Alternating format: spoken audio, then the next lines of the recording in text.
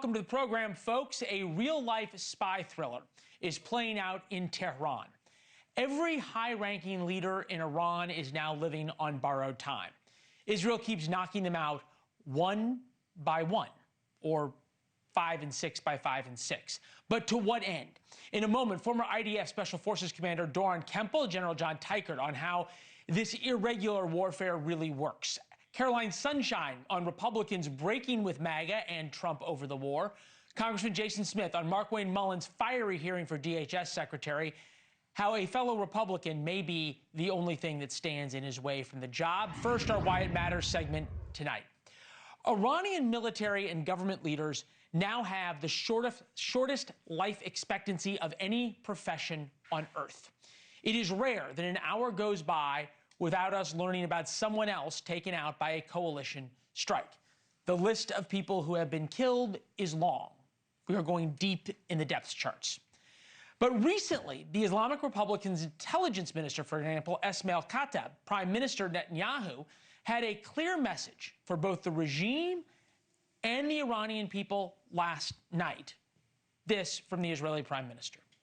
In the past 24 hours, we knocked out 2 of the terrorist chieftains, the top terrorist chieftains of this tyranny. Our aircraft are hitting the terror operatives on the ground, in the crossroads, in the city squares.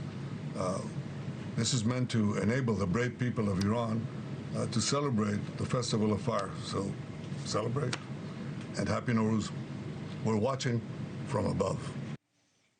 Well, an explicit promise of Israeli protection for those who go onto the street and take on the Iranian regime. Nobody is better at that game than Israel. Throughout history, from Black September, after the Munich attacks, to the Nazi war criminals like Adolf Eichmann, of course, the pagers that Hezbollah carried that then blew up, pager operation. What is perhaps more interesting than who they are killing is who they are letting live. Exclusive tapes obtained by the Wall Street Journal detail Mossad agents calling police commanders. One of the quotes is here: "I called to warn you in advance that you should stand with your people's side," the Mossad agent said, "and if you will not do that, your destiny will be as your leader. Do you hear me?" The Mossad is also famous for boldly operating behind enemy lines. As the war enters its next phase, expect to see more videos like this, reported drive-by shooting of Baji militia members.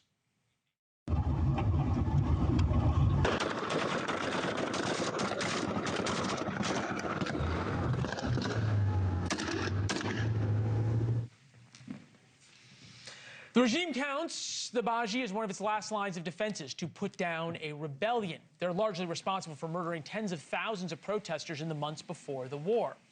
Now, there are reports of the Baji abandoning their posts. Israel and the United States don't need to kill everyone on the Iranian leader depth chart.